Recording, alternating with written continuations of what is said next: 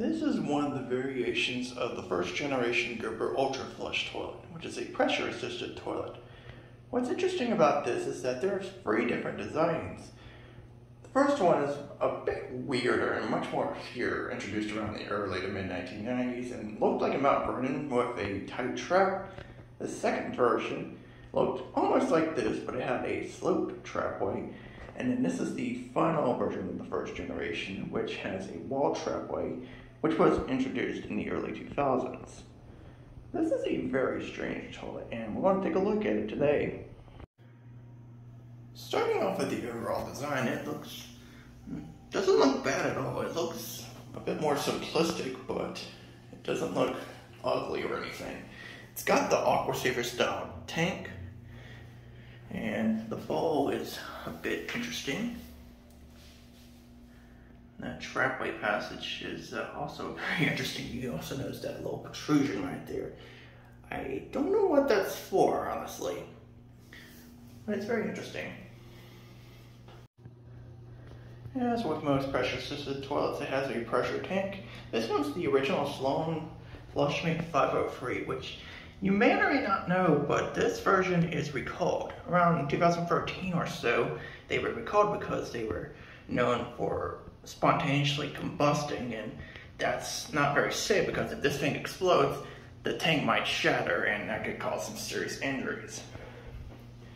This one seems to be doing fine though, which is very shocking. I'm kind of shocked this is not replaced, but I guess if it works, it works.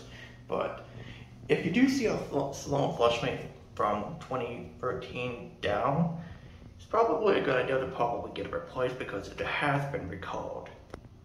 As we look into the bowl, there's the opening, and it's very tiny. Like, the trapway itself isn't that small, but the opening is what kind of kills it. The rim jets are angled, which is nice to see on a pressure assisted. You can also see the siphon jet right there, which is also kind of tiny. The flushes on these are very interesting. I want you to watch.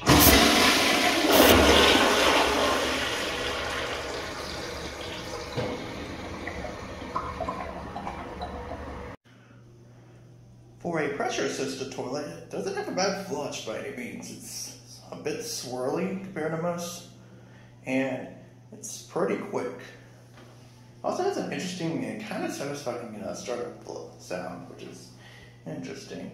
However, it does kind of flop with performance a little bit, as that narrow opening is probably a death sentence for some. I don't know what they were thinking with that opening, but they really weren't thinking at all. They were thinking with the flush and stuff, and I'll show you another one from another angle.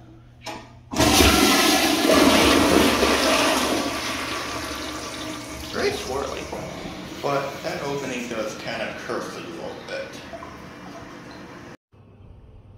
And that is one of the variations of the first generation of Gerber Ultraflush. They're all pretty much the same, no matter what variant. It's just slightly different per version, per year.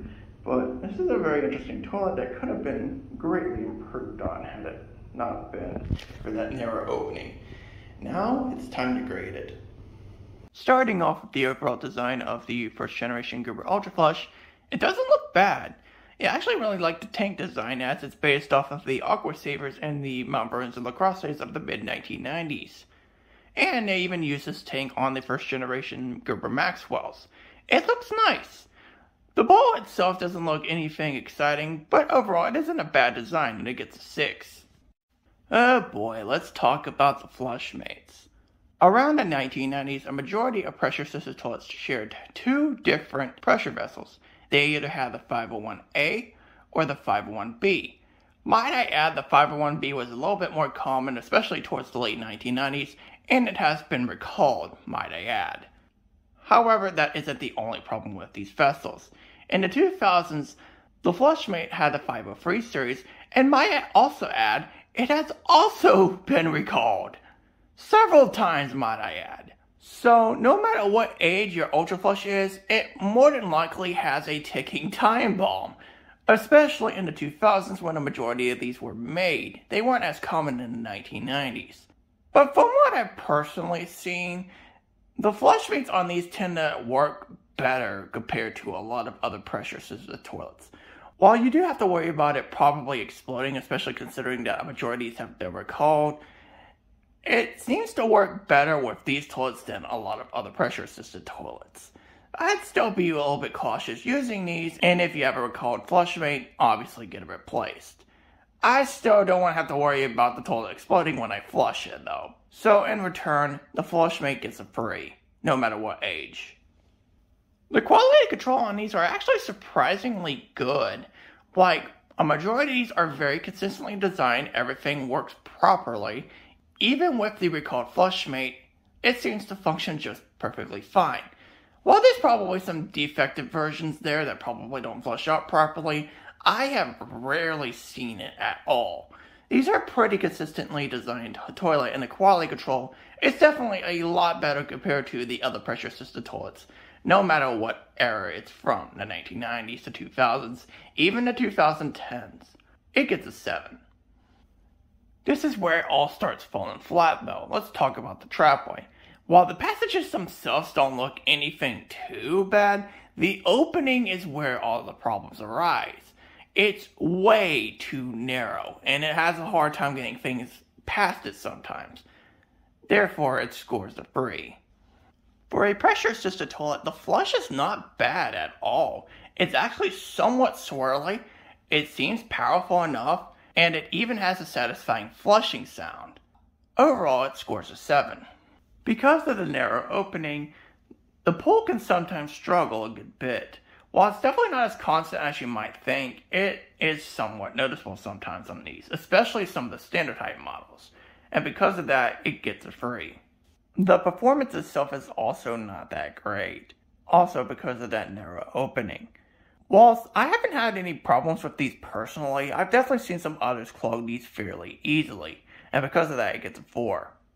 Compared to a lot of pressure-assisted toilets, the ball rinse is actually not that bad, but considering this is a pressure-assisted toilet, it can sometimes struggle in some areas, mostly with the back rim, though not as often as you might think. It gets a 6. Because of the poor design of the Trapway opening, the survivability of these are kind of getting low. I've actually started to see some of these get replaced, and survivability right now is a 4. Now let's talk about the overall value, or lack thereof, because of a poor design choice. This thing actually has a lot going for it. The flush is better than most, the ball rinse is better than most, but for a pressure-assisted toilet, one of the major flaws of this one is the poor Trapway passage design. If it wasn't for that, this would definitely be one of the better pressure-assisted toilets, but because of this small opening, it definitely impacts a lot of good going for this toilet. Therefore, I don't really recommend getting one of these, especially considering how poorly designed the opening was.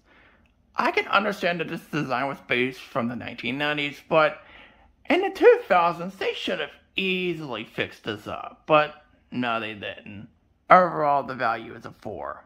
And the final score of the first generation Gerber Ultraflush is a 47 out of 100.